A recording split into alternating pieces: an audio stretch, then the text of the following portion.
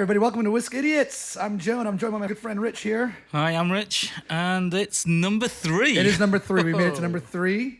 Number 2 was pretty good, but number 3 is going to be great and excellent. Oh my God, this is going to be so good tonight. We've got a very special guest. I'm very excited about our guest tonight, Sandy Helberg. Yeah. What more to say? And for people who might not be familiar, longtime Hollywood writer, director, actor, comedian, and an excellent storyteller. Yeah, he's done it all. He's been in everything. Yeah, he's terrific, and we're very excited. He'll be up with us here in about half hour. While we're talking about Sandy, I just want to bring up something that that happened this week. Carl Reiner passed away this week, which is a big deal in the comedy world. I mean, 98 years old, good, long, fruitful life, quite a legend. So we're celebrating his life this week. And tying in Sandy, he's worked with Carl Reiner and Rob Reiner, his son. Right, and I'm hoping to learn something about him, because I don't really know much about him. So He pretty awesome actor. He was in MASH. This is Spinal Tap. Oh, no, that's Sandy. I'm talking about. Oh, you're talking Rob. Rob. Rob or Carl? You just said Rob, I think. Okay. Yeah. Rob or Carl. None of the Reiners I don't know much about. So hopefully we'll learn a little bit about that. And Sandy can, I don't know. Maybe you won't talk about them. Who knows? Maybe he will, maybe he won't. But he's worked with Mel Brooks. He's worked with Rob Reiner. He's directed some big movies, Mortal Kombat. Yeah. He was in MASH. As far as Mel Brooks stuff, History of the World, Spaceballs, quite a resume. Spinal Tap. And a founding member of the Groundlings, Yeah. Groundlings comedy troupe. SNL has been recruiting from there for years. Yeah, you have Second City in Chicago and Groundlings here in LA, and a lot of very talented people have come out of there, and Sandy kind of made that happen. Yeah, so Yeah. it's going to be great. So, Bottle of the day? Are we already there? I think we should get on with it. Yeah, right? I do want to talk to Sandy a bit about Carl Reiner, because the guy's a comedy legend who's been around. Carl Reiner has been around, for years and years, since the 50s, and some great comedy pedigree there. So I'm very excited about that. Okay.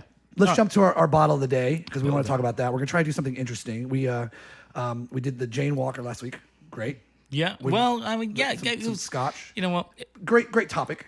It was a great topic, Yep. and I'm glad we tried it. And it's It's what it is. And you're not going to enjoy everything. It was good enough. I mean, the empty bottle kind of says something. We did drink it all. We did drink the whole thing. So maybe we're going to try to back off a little bit this time. We'll see. Or we might have something fantastic. So let's present the bottle of the day, Rich, and then we're going to start getting into that. All right, here we go.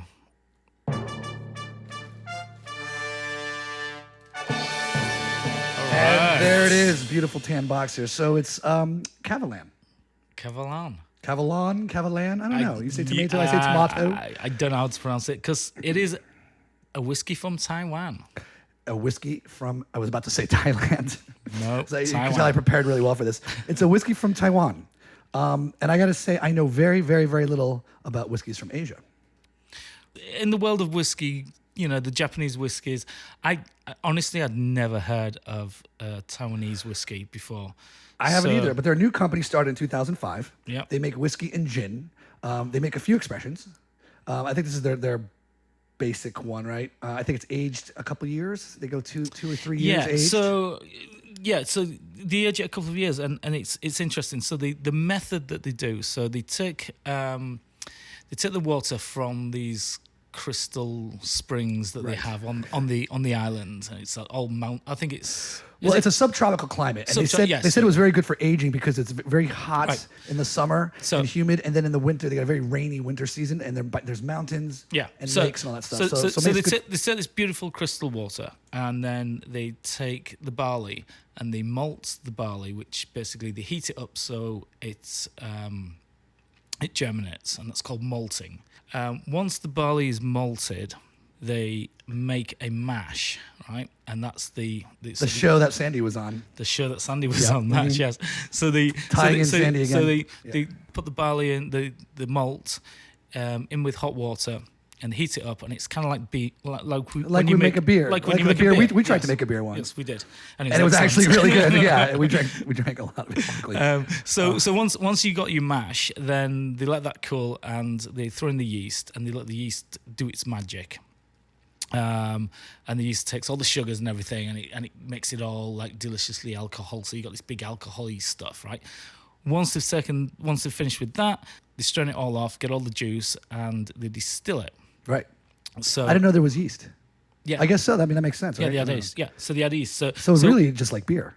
It's pretty much like beer, but without the hops. Without the hops, right. Up to that point, the distilling part is when it starts to go from beer to whiskey. Yeah. So they distill it, and you get the alcohol that burns off, and they capture they separate the alcohol from the water, and that's the first distill. Then they distill it a second time, and they take that second distillation, which is the white. This is heat. Distillation is a heat process, right? Yeah. So they have a juice. They have a white spirit, a white spirit, and they take that, and that's when they put it into the barrels to mature. To maturate, I think the word is. Mature. I had a teacher who used to say that. You're not acting very mature. And of course, what do you think the reaction was going to be? Yeah, right. Not very mature reaction. So once it's in the barrels, it sits around in the barrels. So coming back to Taiwan, you got me saying it. Yeah. Back to Taiwan. So everybody knows Taiwan, little island nation, right? Southeast coast of China, in between Philippines to the south and South Korea and Japan South to Korea the and north. Japan to the north. Yeah. It's cool. It's been Chinese. It's been Japanese. It's been. It was at one point for most. It was cool bottle. Yeah. This is the whole thing about it being in this climate. So that climate helps the taste of the barrel get into the liquid, right? As it's sitting there doing its thing. And because it's a humid environment, the alcohol seeps into the barrels a lot quicker, and you get more of a barrel taste. So in Taiwan, it takes a couple of years to get a really nice woody flavour, whereas in Scotland, because the temperature's a lot colder, it takes maybe five years to get to that. And you were telling me earlier, there's a legality thing too. With selling certain whiskeys or calling them whiskeys because based on how long it's aged for. Now, what I read on their website last night, Kavalan, is they only about 2 years. 2 years, maybe 3. So it's a very short aging process. And you were talking about the barrels. I want to talk about that real quick because in America, for example, in the States, bourbon is aged in a new barrel.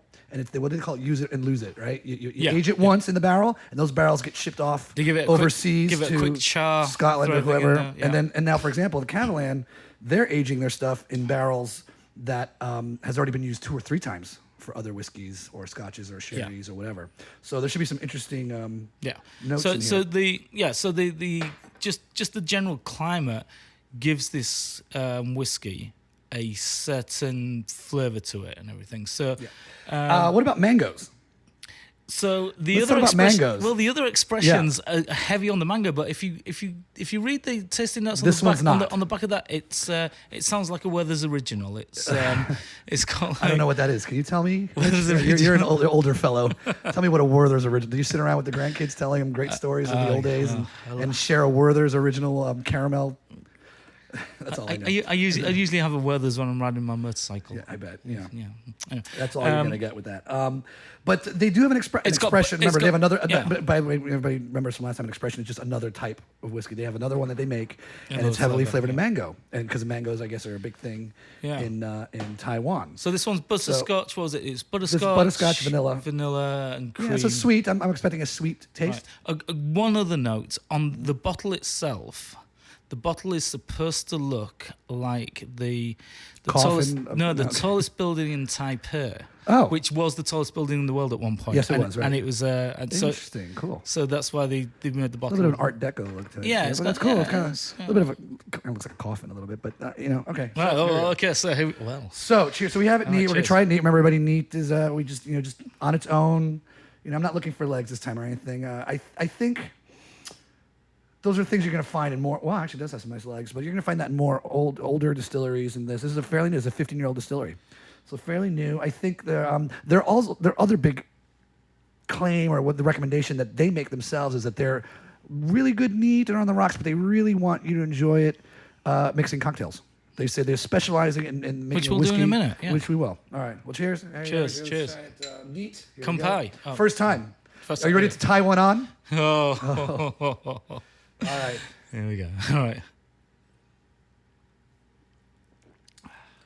Ooh, wow. I don't know what to think. It's kind of like when a girlfriend spanks you, and at first it's like, ooh, that feels kind of good, but then it kind of hurts. Does that make any sense? You're like, wait, oh yeah, oh wait, not there. Yeah, but it hurts. It hurts real good. It does. I mean, at very first sip, You get the I know. sweetness. No. No, fine. No, it goes down easy. Maybe a little bit. I'm getting a very light first taste, and then like a bold kick immediately after. Like it goes from light to hard rather quickly. I definitely taste all those. I definitely taste the Weathers original in it. I mean, I do it first. it's I don't very know what I'm sweet. tasting. It's sweet, and then it's But a it's little sweet, but then it's not. Yeah, Like that Sour Patch commercial. Remember, they're sweet, but they're not. So it's really interesting. I gotta say, it's certainly nothing like anything from Scotland. or America. It's not. Yeah. I'm not tasting bourbon either. Like at first I was expecting it to be bourbonish, and I tasted it and went, "Ooh, bourbon! Oh no, what is that?" It's something. There's something very dark. There's some smoke.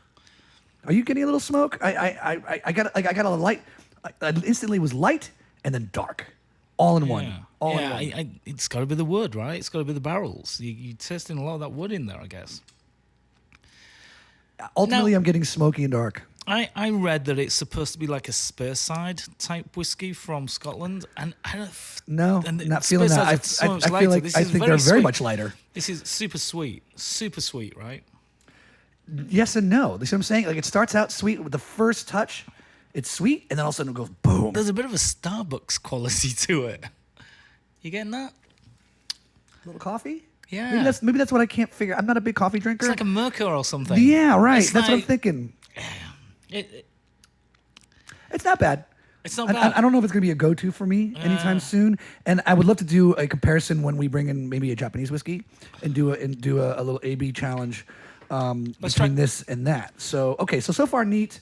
I'm kind of vibing. And now I can tell you, Rich, consistently, every whiskey we've tried, even before doing this, we're always like, neat has always been interesting. And then as soon as we hit the rocks, a whole different flavor. Different world, and we're yeah. always And really liking the rocks. So I'm really excited about doing it on the rocks. Let's hit the rocks. Give me some ice. Yeah. I'm actually excited about it. There's something I don't like about it. God. There's something I don't like about it, There's something I don't like about it. but there's something either. I like about it too. And I'm right Right? there with you. Yeah. 1 or 2 rocks. 2. I'll take 2. Yeah, I am. You know what? I think that the water's really going to change it, but when we make the cocktail, it's going to go Now, great. what recipe? You got pineapple juice. So Yeah. going back to the mango thing, they're promoting like a fruity expression. And I taste And you got pineapple juice based Yes. on a recipe you found online, right? Yeah, yeah. So what are you gonna make? Well, we're going to call it the. raccoon surprise. Okay. So I will say this. As far as I prefer whiskey cocktails. I drink I'll shovel down 3 to 4 old fashions a night. My favorite drink on earth. I'm very curious of having fruit juice with a whiskey. Haven't done it. Not a vibe. That's why. Now, granted, the bitters that I put in my old fashions are kind of a Angostura citrus kind of thing. do you use the citrus? I use the or- citrus. I use both. Yeah. I'm enjoying the citrus right now. Yeah, I and, like and of course, an orange slice is a major component in a It is. or a cherry in an old fashioned. So here we go, rocks. All right, so let's Swirl around. let Let the rocks do their thing. I tell you what, it is a great color. It's a great color. It's got a fantastic color. Yeah, Made in Taiwan. Never saw that before. yeah. I'm gonna save another episode, but I every year at Burning Man, at the Burning Man Festival in Nevada, I go every year and I do a yearly Scotch Fest event where we have hundreds of people show up with single malt scotches and we do lots of tastings. And about 5 years ago was the first time somebody brought some Japanese whiskey to the event, and I tried it, and I was like, Japanese people make whiskey. What's going on here? I always thought it was a Western world thing. I thought Ireland, Scotland, British origins. And then, of course, are done again in the States as bourbon. And I just thought of it as a Western world thing. You don't get it in even other places of Europe, Italy, Spain. They don't really make whiskey.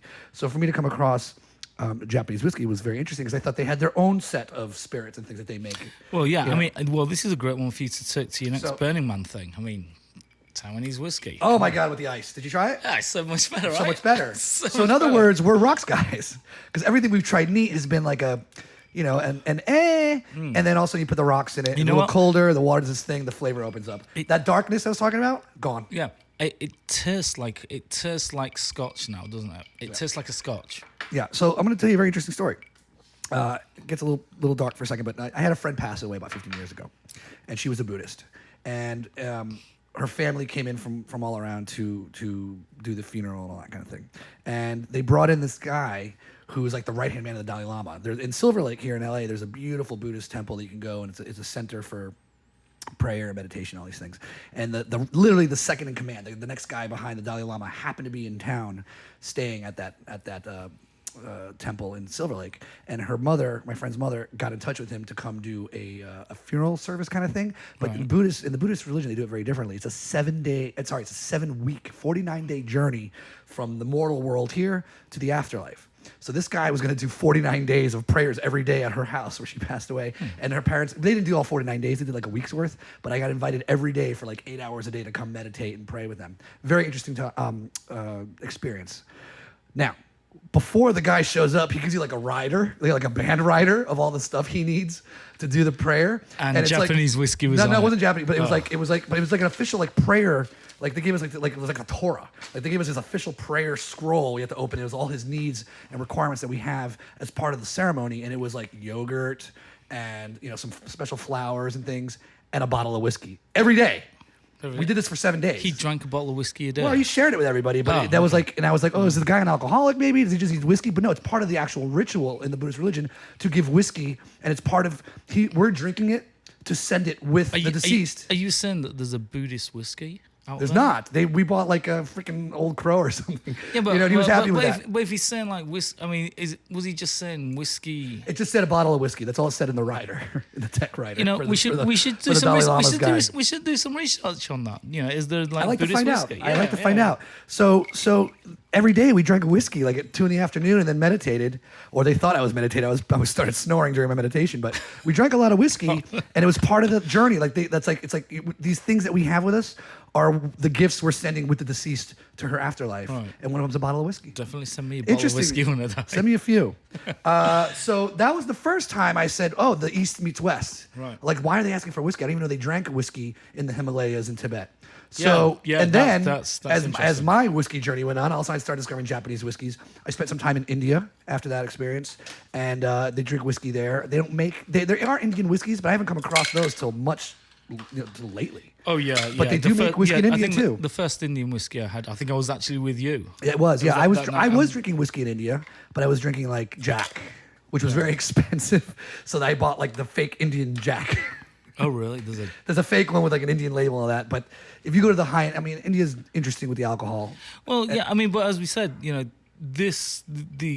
way they make it is kind of like the beginning of it. It's like making beer. And India makes great beer. They make fantastic beer. So fantastic they've beer. got the raw materials. So here we are, eastern part of the world whiskey, and so far on the rocks, whole new thing, whole new experience. Well, I'm making this cocktail now. All right, Rich is gonna make a cocktail. I'm kind of winging it. Yeah. I can't say Rich is one who is much for making cocktails. That's definitely more my alley, especially during quarantine now. I've been buying. Sadly, I live across the street from a liquor store, a really good one. So do I, actually. Yeah, yes, you do. That's actually true. So every night, it's like after dinner, I'm like, what am I going to do tonight? Am I going to watch Netflix again? No, I'm going to go to the liquor store and make some more old fashions or whatever. So try some things. And I've become quite the mixologist. It's kind of always been like a little secret fantasy of mine to be a bartender mixologist. So why the hell not, right? I'm learning. Because there's no more bars left. That's right. The best bar right now is in my house. And no tips for this bartender, unfortunately, but... Yeah, well... So what do you got there? Are you pouring 2 ounces of... Those are 2 ounces... How many... Are you making one container for 2 cocktails? Yes. All right, so yes, you should have 2 shot glasses of alcohol. That's 4 ounces. Yes. How many did you put? You put more than 2. I counted more than 2. No, or maybe I'm seeing double already. What's in this Taiwanese stuff? If you'll pass the pineapple juice... I'm really not feeling this. You know what? No, don't shake it. I don't think it's not carbonated, but don't worry. Oh, you might, yeah. Shake it. There's like pulp and stuff in it. I need to get, a little. I hate pulp. Do you drink pulp? I hate. But I like the band pulp. All right. Oh, they're brilliant. Love them. Are you gonna stir it with a spoon? Yeah, okay. Because I like stirred cocktails. I stir all my old fashions are all stirred. If you shake this, then the pineapple juice gets really frothy. Yeah, nobody wants that. And nobody wants that. So I'm very curious, Rich, what you got going here. Oh God, this better be good. If it's anything like your cooking, we're doomed. We pull straws to who goes to the bathroom first. All right, here we go. So, I just never thought of pineapple juice as like a right, compliment to whiskey. but I got a feeling that it might work really, really well with this whiskey because it has that sweetness. It has all those. Pour over ice. Right? I have ice here. Just put more ice in there. Oh, you want to put it in that glass? Yeah, it's empty. I emptied. Okay. I already emptied. I'm Oh, three in. right. God. It's great with ice. This is great with ice. I would buy this again. To drink with ice? Yeah, I like it. I don't know. It's very bourbon to me. Really? With the ice. No, it feels. I got nothing but the sweetness. If I'm gonna do that, I'd probably go to a bourbon more. But not to say that there's nothing wrong with this. And if I go to Taiwan, guess what I'm getting? Oh yeah. Oh god, yeah. I wonder if it's cheap there. Yeah. I mean, All right, let's pour. so far so good. All right, here we go. All right, here we go. We'll try this pineapple cocktail. I'm very curious. I do like pineapple cocktails. I drink vodka with pineapple juice all the time. I make a mean custom cocktail I've got with a bit rum. more. I've got a bit more. You made for 3. Maybe Sandy can. Oh boy, here we go. All right. Cheers. Oh, it smells good. I mean, There I'm you getting go. heavy in the pineapple. I mean, maybe the sweetness of the pineapple complements the sweetness of the whiskey. Oh, that's spot on. Okay, so as I mentioned last episode, maybe 2 episodes ago, I Well, do you like drink 2 or 3 Mai Tais a week. I love Mai Tais. It tastes like a Mai And Tai. guess what I just got? It tastes I just got a Mai Tai. It tastes with like whiskey. a Mai Tai. Which means With because whiskey and rum, vermouth. rum is not too great on the figure, heavy in sugar, and the hangover's not the greatest. I do love Mai Tais, but if I can make a Mai Tai with some whiskey, This is great. it's fantastic. Well, congratulations, those. All right, so I It's think just that- pineapple juice and whiskey, right? You put No, simple syrup. no, little Oh, vermouth. Yeah. I hate vermouth. It's like my kryptonite. You put vermouth in this? Apparently not. Apparently you love it. Freaking hate vermouth. What was the price point? It was $60. Yeah, it was about. It was $60. Yeah. So you're not breaking the bank too much on this. Not bad, $60. Now, $6. compared to the wild goose, what do we drink? Wild The turkey. wild turkey. Oh, well, you can get 3 bottles of that. You can get 3 bottles 3 of wild bottles turkey of wild for turkey that. and 1 bottle of this. Is this a little better in quality? I gotta say, I'm drinking nothing but wild turkey now in my old fashions. I mean, it's fantastic. I've been The drinking taste- nothing taste. but Johnny Walker lately. You've been on the Johnny Walker kick. Actually, I've been drinking Glenmorangie as well, but And it's funny because we didn't like the neat so much, Rich. And yeah, we didn't at all. We didn't. And if you go to their website, the first thing they say is, yeah, they're honest about it. They're up front. They're like, it's not really meant to be drank neat or on the rocks. It's meant for mixing cocktails. And we just proved that. It's Yeah. a fantastic cocktail. Bit of pineapple. I want to go back to Carl Reiner It's for a not second. scotch, sorry. I want to go back to Carl Reiner for a second because I was a big fan.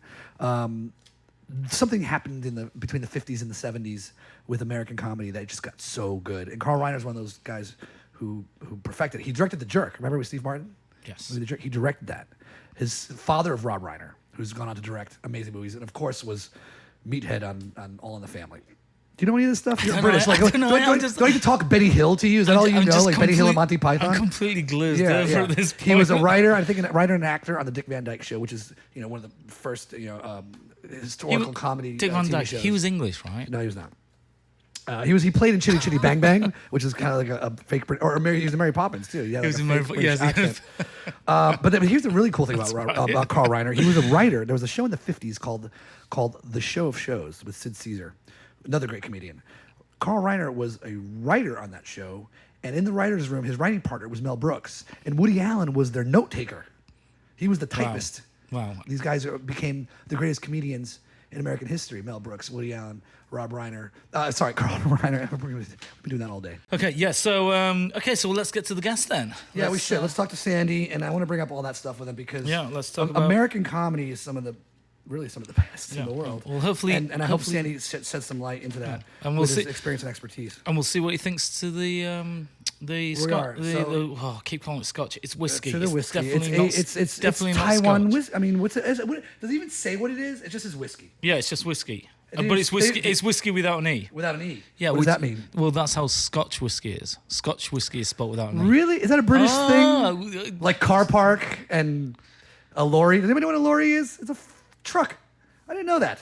So Rich was in my car one day going, no, wait, there's a lorry in front of us. I was driving. All right. So. Okay. All right. So let's get Sandy online. Yeah. All right, Sandy, you coming on? Sandy, you there, bud? There you go. And there he is in all his glory, Mr. Sandy Helberg. All right. Hey, Sandy, how you doing? Good, guys. How are you doing? We're doing excellent. We're enjoying our bottle of Kavalan Taiwanese whiskey. How are you doing with that? Did you crack it open yet? Hey, There he is. There it is. Beautiful. all gone. Oh, sure. Okay. Crack it open. Have a sip with us, Sandy. There it is. Fantastic. So yeah, the cocktails are great with it, apparently. So. Yep. So I want to do a little introduction to Sandy real fast before we get into what he has to say here. Sandy, a longtime veteran actor, writer, director, producer, comedian, longtime, has worked with the greats, Rob Reiner, Mel Brooks. We're gonna get into all that, Sandy. So why don't you tell us a little bit about yourself and the Groundlings too? And I want to get into that. Sandy, tell us about yourself. Give us a brief history here. Well, I was born in Frankfurt, Germany. You didn't know that, huh? We did. You did. Oh, And I'm gonna ask you about that. I'm gonna ask you about that later. One of those websites say I died in October of 2009, but I feel pretty good for being dead. You look great. You look great too. But I was born in Frankfurt, Germany. My parents were Holocaust survivors. That's how I wound up there. And we came to this country. I was less than a year old. And we went to Toledo, Ohio. I was probably one of the first Jews. I think when we got there, my mother and father and we doubled the Jewish population in Toledo. There were 6. First there were 3, then there were 6. Yes, they used to beat the shit out of me and, harass me. And they were extremely anti-Semitic. They'd call my house and ask for Hitler. So, and my parents were in the camps for 6 years. But I can get into the funny stuff about the camps, but I'll do that at another time. Well, I have a question about that later. I actually want to get into that later. Okay. So we came here, and my father started out as a barber because that's what he did in the camps. He cut the hair of the soldiers. So he came here and worked in a shop, wound up buying the shop and bought 2 or 3 shops and started buying real estate. And next thing you know, he was a wealthy man. He didn't know how to spell my name right, but he was a wealthy man. He went into the camps at 13 and got out at 19. So he didn't finish school. So Toledo, Ohio, yes. Yeah. So, I was a class clown. I wasn't a good student.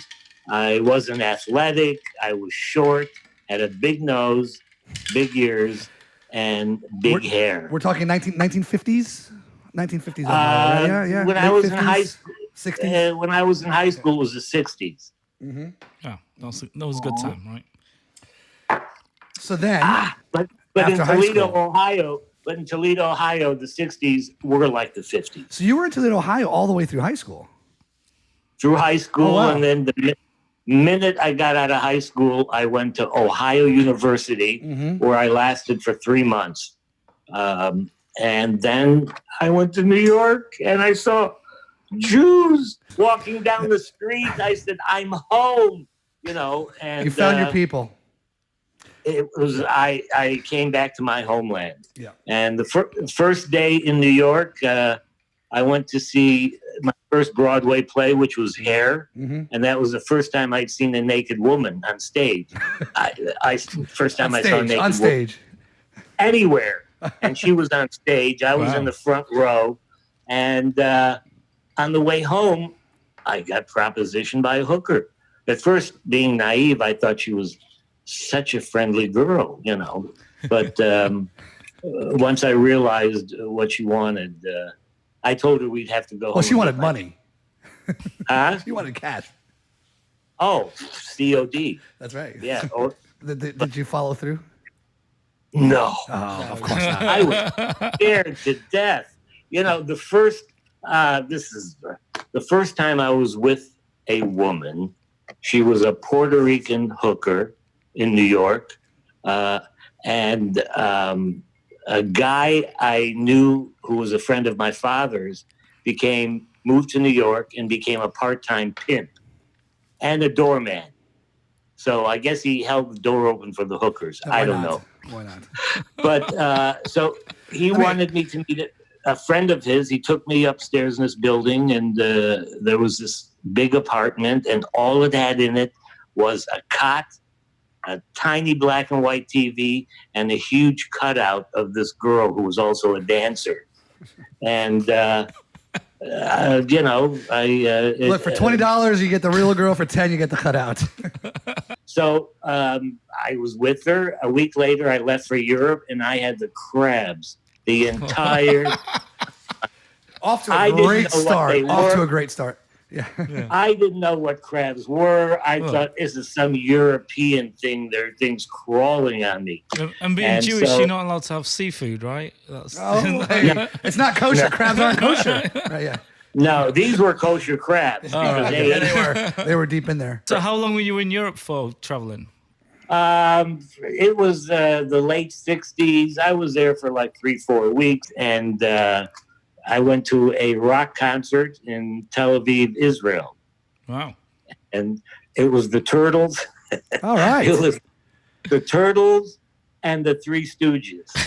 Was the Three Stooges the band or the Three Stooges the Three Stooges? Three Stooges, they had like their fourth or fifth Curly. Like Shemp and Joe and yeah. Yeah, Curly, Joe, Dorito, and I couldn't tell if I sat so far back. So you made it to Tel Aviv. You made it to Tel Aviv in the late 60s.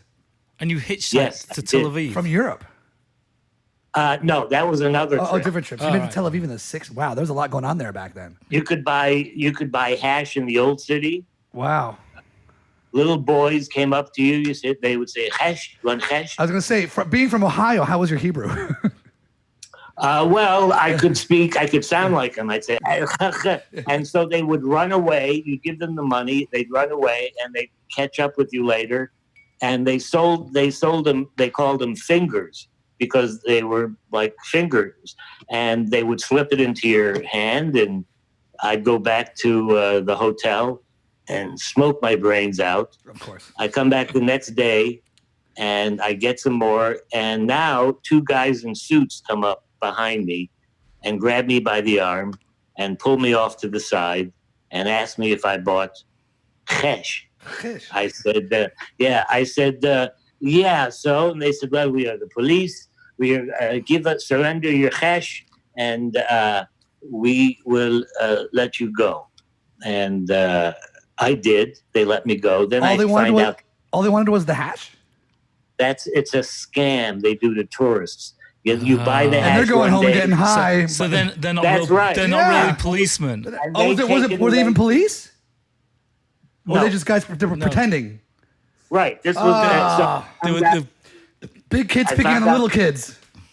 Yes, I found out a few days later that they were not cops, and I went back to the old city, and they came over to me again, and I said, "I'm with the." What did I tell them? I was with some federal travel bureau, right? And you got to keep the hash. I got to keep the hash, and they left me alone. Let me ask you a question, Sandy. So here we are. We're like, what, 1969 now, 1970, 71. Right. Was acting and show business in the mindset yet? Oh, that's why I went to New York. Anything to get out of Toledo. So once you get out of Toledo, you go to New York. I did all the shows in high school, the plays and the variety shows. And so I knew that I don't belong in Toledo. My father wanted me to go into business with him, and he was doing very well. I said, no, I could not do commercial real estate in Toledo, Ohio, you know. Have you ever dabbled in Broadway, Sandy? Have you been on the stage? No, not on Broadway. No. LA was the place to go. So I went to school and I started doing stand-up and then created an improv group. And in LA? No, I created in New York. There was one in New York, yeah. Mm-hmm. So then I decided, the hell with it, I'm going to LA. I go to LA. And the first thing I get involved in was the Gremlins. I was one of the originals. Still around. And still going strong. Oh, yes, they are. They're like a factory. They just turn out some funny people. And so I was there when Phil Hartman was there, Ray Newman and I. It was when Saturday Night Live started, and that was Lily Tomlin and Lorne Michaels used to come see the show. We were in a tiny theater in Hollywood, 40 seats, and Lily was doing a variety show, and she hired me and Lorraine Newman to be on it. And then I was doing this Jewish character. Lorne Michaels did not like Jewish characters, so it wasn't up to me. It was between him and Lily. Lily wanted me to do the character, so Lorne Michaels held a grudge and still has one 45 fucking years later. Yeah, he won't talk to me. It wasn't my fault, you know. But how many groundlings people have you worked with that have all gone on SNL? Tons, right? Well, I worked with Chris Kattan's father, and I worked Phil and Lorraine, and then there weren't any for John Lovitz. And then I had left, and there was that whole new crop. You know, they would come every year and pick up a couple of people, and, you know, that was it. So what happened in the 70s? Was it the LSD? Why was there so many funny... Why did comedy literally went from like the 50s kind of Dick Van Dyke, you know, Father Knows Best, and all of a sudden the 70s, National Lampoon, Second City, Groundlings, there was a Chevy Chase. The edge, like, it just got turned up to 11. Right. You they there was, you know, Lenny Bruce, George Carlin. They were the transition guys. You know, we went from like the nightclub comic to the coffee house comic, and you know, I met Carlin. He did I would hang out at the Bitter End in New York. Yep. Everyone was there. I mean, everyone in music and comedy, and it was a great place to be. And then, when did you make the transition to LA? Was it during that time, like when we were talking late 70s? Now you make a transition to LA? When I came to LA, it was the early 70s. I got engaged. I met my future wife. I was actually with a girl. I mean, I couldn't get a date in high school. And when I got to New York, I discovered it was everywhere. You know, I wasn't the ugly Jewish guy. I was the handsome Jewish guy. There you go. So, and the funny Jewish guy. You know, I can kind of relate to that because, you know, back in England, you're not the best looking guy. Back in England, it was a dry well, and then when I came to Los Angeles, oh my God! I mean, what do we say about California? It's, you know, it's you open your mouth here and they hear an accent, and it's just like So Sandy, I want to get a grasp on this because I've been actually watching a lot of documentaries and stuff right now.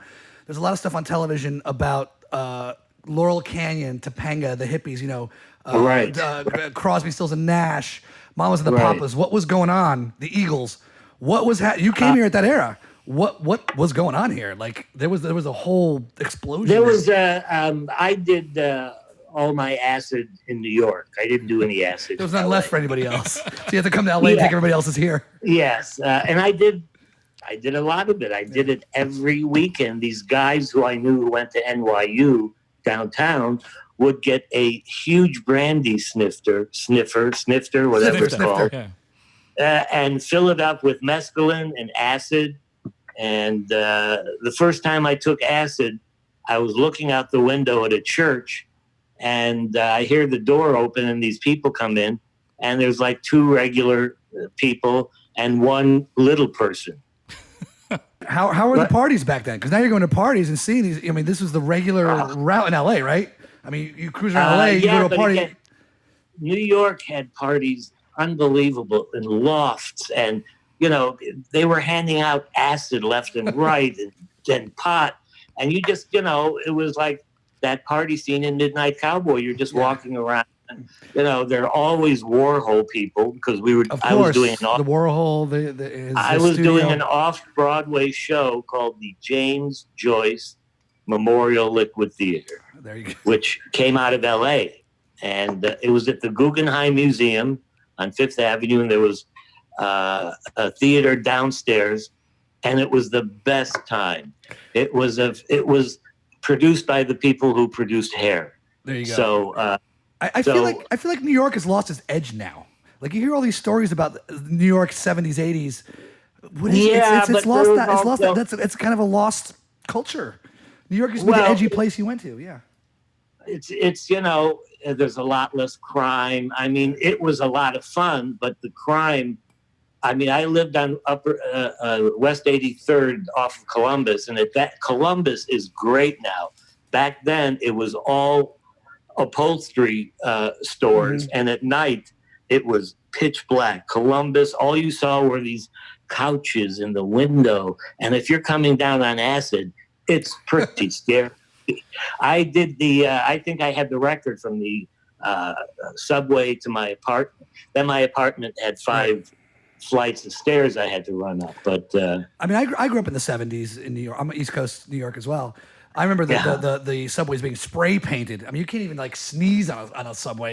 Somebody reprimanding you. I mean, back then they were all spray painted, graffiti, and all that stuff. It was rough. There was a rough edge, but that created also the Blondie and the Ramones, all that great late 70s that came out of that.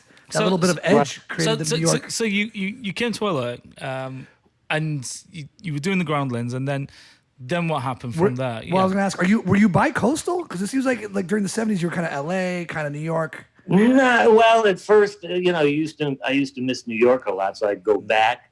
But I mean, I used to go to the Fillmore East every weekend, and I saw everybody, the Chambers Brothers, the Jefferson Airplane. I don't even remember who. But what was amazing is you would be in this theater on acid, and everyone, it was love and peace, and you got your arms around everyone, and the band would come out. And you were all just kids. You were all just kids. Right? Yes, early 20s. I mean, I was in my 20s, and you'd be love and peace, and then the concert would be over, and the lights would come up, and you'd look at who you were with, and it was the dregs. These were people that they dragged the in. The Hells Angels, and yeah. I wish. Only wish. Take me for one moment to that time. I feel like I was in that era. I should have been there. We were like fucked up, and we would go outside, and there were people still standing in line to get in, even though the show was over. So I would give because they did too much acid. I would give them my ticket stub and say, "Have a good time." Yeah. So Sandy, I want to talk about your acting career because you've been in some stuff. Iconic stuff. We're talking MASH, right? Spinal Tap, right. History of the World Part 1, Spaceballs. So now you're in LA, young guy, does a lot of acid, wants to be an actor. Right. All of a sudden he's working with the biggest and the best, Mel Brooks. Yeah, I mean, knock on wood. Look, we all would like to have worked more. I would have liked to have worked more, but I'm proud of who I worked with and what I did, and things have slowed down as you get older. Yeah. Where was the big break? Things have. Where was the big break? Where did it go from? I'm a comedian. I'm working the grind here in LA. I got Groundlings going, and all of a sudden Mel Brooks wants to cast me in his movie. Well, I did get a lot of work from the Groundlings, and Mel Brooks, a friend of mine, Jack Riley. I don't know if you know who he is. Not familiar. No. He was on the old Bob Newhart show. He was Mr. Carlin, the angry guy. Anyway, I knew him, and he came to see the show, and he asked me if I'd like to meet Mel Brooks, and I said, yeah. And he was a friend of his, and he set up an appointment with me and Mel, and I went to meet him at Fox. He had an office the size of Madison Square Garden. Of course. It took me forever to get from the door to his desk, and I sit down, and I can't believe I'm sitting with Mel Brooks. I mean, he was an idol, and we just started to talk, and Mel, and I made him laugh, and I got up and I said, I'm going to leave now. He said, where are you going? I said, a dream came true. I made you laugh. He said, sit down. I'm not done with you. And then he tells me, you came in here for a small part, but I'm going to give you a bigger small part. And we talked for half an hour. I didn't have to audition, and he had me come back three more times. Which film was this for? Pardon me? Which film? Which movie? The first one was High Anxiety. High Anxiety. Okay, classic. That's the Hitchcock. Was that the Hitchcock? Yeah. Yeah, and to work with Madeline Kahn. The greats, right? Amazing. The greats, some of the greatest. And then there was History of the World. History of the World Part 1. I know that movie backwards and forwards. I can name every line from the movie. Which guy were you? Well, you look different. You look different now. You look different now. Can you tell me what scene you're in? I had a very long. Oh, yeah. I'll tell you what happened. Mel called me in. He just would call me, and so I was going to play Albert Einstein, and they did a 3-hour makeup with a beard. And what it was and he was going to, of course, be Hitler, and there was other guy who was going to be Freud. And it was an ice skating bit, but he wound up cutting it out of the movie. Right. He said it didn't fit. So he called me back, and he asked me to be in the Last Supper scene with John Hurt. That's a great scene where Leonardo da Vinci is painting. Leonardo da Vinci is painting the Last Supper. Yes, great scene. Right. Art Notrano. So he had me come back for History of the World, and it was great. I mean, again, to get to work with John Hurt was great. And then after we were done shooting, John Hurt and I got shit-faced. There you go. John Hurt's great. And it was great. Yeah. And there you go. Now, Sandy, how are you still standing alive? I mean, you've gone through 40 years of. We should become the acid idiots. That should be the next show. So Sandy, I mean, drinking stories, because we're a whiskey podcast, and drinks our main thing. Who are some of the greats that you've had? Some really good benders with. Thought we lost you for a second. Some of the legendary benders you've been on, like. I went out on the road a couple of times. I mean, on the road, not a big tour, but a couple of cities with Queen. Wow. Roger Taylor is a friend. He was my neighbor. He moved in next door. Right. This is in L.A. Yeah. In L.A. And, Roger. Wow. We became friends, and it was because we each had a son the same age, and they needed a playmate, and we became playmates. So you went on the road with Queen, with Freddie, obviously, the original Queen. Yeah. The first time they flew us up, we went with Roger's wife at that time, flew us up to San Francisco and put us up at the Four Seasons, and we went the night before the concert, Sausalito. So you flew with Queen up to Sausalito. Right. So we went to Sausalito, and we had the limo following us because we just went from bar to bar, and we were shit-faced. And the next day, they were doing a concert. And I don't know how they did it. They woke us up. They asked us if we wanted to take the boat over to Alcatraz. Well, I got on the boat, and I leave you there? Puking my guts out. And Roger Taylor was fine. I mean, he was used to that. I didn't do that. It's called Sandy being a rock star. Yes. That's what they do. Sleep 14 hours a day, play a concert for an hour and a half, back to sleep. That's right. Sandy, Rich was telling me a little history before. Tell me about going out with Belushi. Well, I never went out with him. I met him a few times. Oh, okay. But was it a Groundlings? Was it a Groundlings thing? Like a no, there was like a couple of Second City parties, a lot of those people. And then I met him at my friend's house, and he always did the same thing. They would introduce you to him, and he'd say, "How you doing, buddy? Got any blow?" And that was his intro. That's the LA greeting. Is that standard now? Absolutely. But look, it got the best of them, and it did. It's funny because I got to meet John Landis many years ago when I was in college. I was in film school, and John Landis came to speak at our film program. And he said, somebody asked him. They said, did Hollywood ruin John Belushi? He said no. He was a drug addict before he was famous. That was his. That was his thing. That was his alcohol, drugs, whatever. Right, and the thing is, it's available and it's around, and if a city doesn't turn into a drug addict, that's sure so you do that. Yeah, absolutely. So Sandy, I'm gonna rewind a bit here because you brought up your parents and the Holocaust, and this is a question I've been dying and burning to ask somebody in the comedy world in modern day. And Rich and I were preparing the show, and I said, you know what, I'm going to ask Sandy this.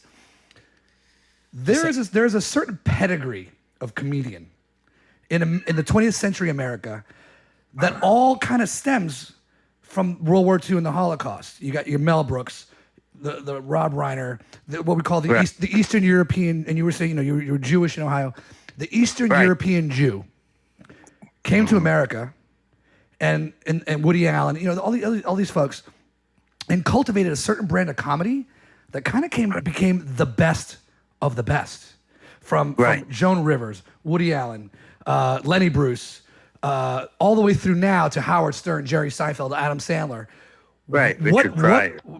Well, Jewish by, but what was it? What did and Mel Brooks? They all have in common that they're all Eastern European immigrants. They came here. What made them so damn funny? Where does that come from? I think it comes from self-preservation. My father, when my father saw that I was in the Groundlings and I was a funny guy, he was very competitive. He said to me once, I was the funniest guy in the camps. And I said to him, now that's a tough crowd, Yeah. Are you born with it? Comedy? Is it a craft that gets cultivated, or you got to have that spark? I know that I think I was born with it. I think it's a sort of a natural thing. I mean, you can learn it. It doesn't mean it's genuine, Right. I mean, Jews are funny because they suffered so much. I mean, like I said, even me growing up, I wasn't in the Holocaust, but being in Ohio was like the Holocaust to me. So you defend yourself by being funny. Does comedy come out of tragedy? I think it does. Of course. I think it does. Of course. Yeah. Yeah. Yeah, I do a solo show called You Can Only Blame So Much on the Holocaust. Right. And I talk about growing up in Toledo and my parents starting out and how they met in the camps. And so it was... Excellent show, by the way. Yeah. I did see it. You've seen it, yeah. And when Robin Williams passed away, this was something that I had read about him. A wonderful comedic, one of the greatest. He could only be tragic or funny. Right. There was no in between. It was like, when you're a comedian, when you go low, it's the extreme low. Right. And the only cure to that is the extreme. There's no middle ground. There's the extreme funny. Right? Like if you understand the low, then you could understand the human condition and the true funny. Right. And I think the black comedians are also that good for that reason. Richard Pryor, Eddie Murphy, Chappelle. They grew up under civil rights movements and things here in this country, and also some struggle, and made the comedy. Right. Does that struggle make the comedy that much better? Absolutely. Yeah. The Jews. It's amazing. So should we start wrapping it up? We're gonna wrap it up, Sandy. Yeah. Let me tell you one story about Mel. Absolutely. Oh, go ahead. We ran into Mel in Malibu, and our older son was just a little boy. He was like 10 or 11. And Mel was, was a crazy guy. He was with Anne Bancroft, and it was nice. And then I see Mel goes over to my son and is talking to him. And I hear Mel ask him, who do you like better, your mother or your father? And my son was horrified. He couldn't believe it. He was running, and Mel was chasing him. Tell me, I won't tell anyone. Just in between you. Who do you like better, your mother or your father? My son runs up to me. Dad, that guy wants to know who I like better, my mother or my father. And I looked at him and said, well, and he had no answer for that. And he didn't talk to me for 5 years, but that's funny. Mel is a mensch. Is a mensch. Still. He is a mensch, please. He's a mensch. 94. Unbelievable, right? He's one of my favorites. His buddy is gone. Let me ask you, when you worked with him, because he acts in his movies as well, and he always kind of improvs a little bit. Like you could tell it's kind of scripted, but not. Did he give you guys the power to kind of riff and see where it goes? Because that's how comedy is very different than drama. Drama, you got to kind of hit the beats and go to the points. But comedy, if you and another actor are on a ride, it might, who knows where it goes? Was he good like that as a director? Just like riff and go, let the cameras roll. Right, right. No, he does, and that's the great thing. In Spaceballs, I played Dr. Schlotkin, and so the scene was I was going to threaten to operate on the girl's nose again, and I'm finally finished. And so my caddy was walking out, and he had my golf bags, and I was wearing golf shoes. And so I said to him, I'm going to go home and work on my putts. And I love that. I love that. yeah, so Mel liked it. I improvised it. And then he pulled me aside. He said, I have to give that line to Rick Moranis, who was playing Dark Vader. Yes, he Dark said Helmet, because, Helmet. he's the lead in the movie and he's got to have the last line. It's a joke. It's a great joke. He said, I owe you. I said, I'll be right back. So there was a nurse, a gorgeous nurse in the scene. And I said to her, the scene is going to be now, I'm going to be nuzzling you, we're going to be sort of making out. And so I told Mel what it was. He said, let's try it. And that's what we did. We were, it's when the movie stops, it goes black. And it comes back up, and I'm making out with the nurse. So it was worth the joke to get to make out with the nurse. Sure, why not? The payoff he was paid good. off. He paid off. Dr. Schlock. Yeah. That's my podiatrist's name. Right. Hey, Sandy, I cannot tell you It's been great. how amazing it is to hear about a history that I wish I was part of.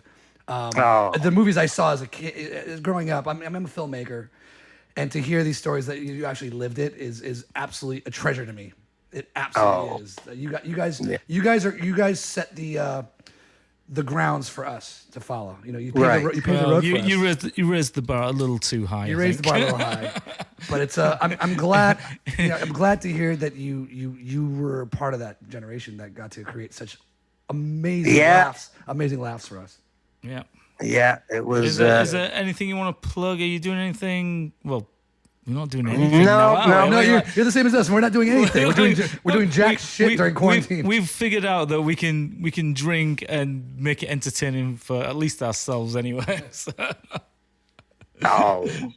So yeah, it's like Sandy, I want to thank you tremendously. I think I'd like to have you on again too, because there's stories that can probably go on forever. Oh, you got to hear the Barbara Streisand story. Wait. Okay, hold on. We're not stopping. Go. The floor is yours, sir. I was. They hired me to be in The Star Is Born, and it was at the original Aquarium. with Christopherson. Yeah. Yes. Yeah. And the scene I was doing was at that time it was called the Aquarius Theater on Sunset, and she was on, and it was just me, her, and Paul Mazursky, who was an director. Mm-hmm.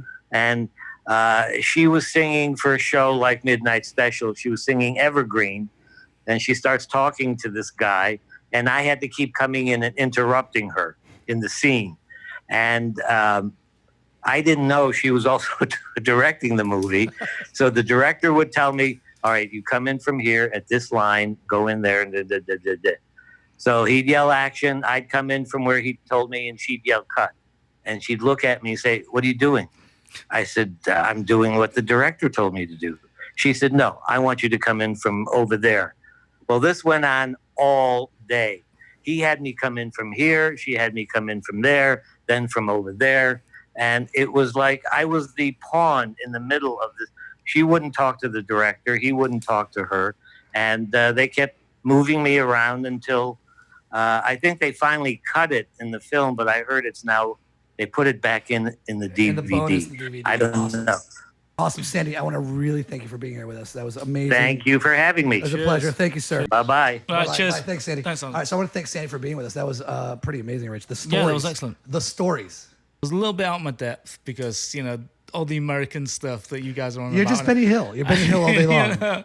I mean, we got some pretty good English comedians, but you guys, All right, so Rich, let's go back to the whiskey. And I want to thank Sandy was awesome. Let's so the Kavalan whiskey. We didn't kill the bottle as much as we did the other ones. We didn't really but that's touch okay. it. I will after we're done. Final thoughts. I mean, we decided that the ice was good. I still think that there was a good first taste to it, and then the aftertaste wasn't as Yeah, as much as I wanted look, in the neat version. for The cocktail, for a company that's only been around for less than 20 years, Yeah. making something that good, when they've got the greats from Scotland and Ireland and Kentucky and everything else. Yeah, it really held up. It really held up. I mean, Taiwan. What else? What other whiskeys are we made in Taiwan? Yeah. Nothing, right? It's This brilliant. is So- the one. I think they did a great job. If you want to do something really different, I would say just go for it. It's definitely worth the money. What do they drink in Taiwan? What's their like? I mean, like sake, for example, is Japanese. If I tried to make sake here, it probably wouldn't work as well. The only thing I've ever had from China, and Taiwan is part of China, is this disgusting plum liqueur thing. Plum wine. I love plum wine. No, it was a liqueur. plum liqueur, and it was literally the worst. It was Okay. It was almost a contact sport to try and drink that. But they know stuff. what they're doing with whiskey. But They hey, do. They do. I would say Yeah, it's very good, for very good. mixing a cocktail. It was fantastic. The cocktail was I'm gonna great. give a thumbs up to Yeah. Kavalan. Yeah, me too. I'd recommend it. Recommend you want to do something. You want to bring something different to the party. That's different. Great. Well, thank you, everybody. I want to thank you, Rich, for being here. I want to thank Sandy for being here, and thank myself because we're All a right, team this effort is- here. this is- If you want to send comments and suggestions, please hit us up, whiskidiots@gmail.com, or you can go to our website, www. Why is this always a problem at the end of the show? Because we've had too much goddamn whiskey. www.whiskidiots.com. YouTubers, just do a search for us. We don't have a link yet with our name on it, but if you do a search for Whiskidiots on YouTube, we'll come up. You can watch previous episodes there and the current episode. Follow us on our day-to-day at Whiskidiots on Instagram and Twitter. And And thank you everybody for watching and listening to this podcast. We Absolutely. really appreciate it. Don't- We are trying our hardest to make it entertaining and informative every remember, week. we're Whiskey for Dummies by Dummies. We don't know what we're doing. We're just kind of trying to share experience with everybody. We're not professional distillers. We're not professional whiskey makers. We're professional.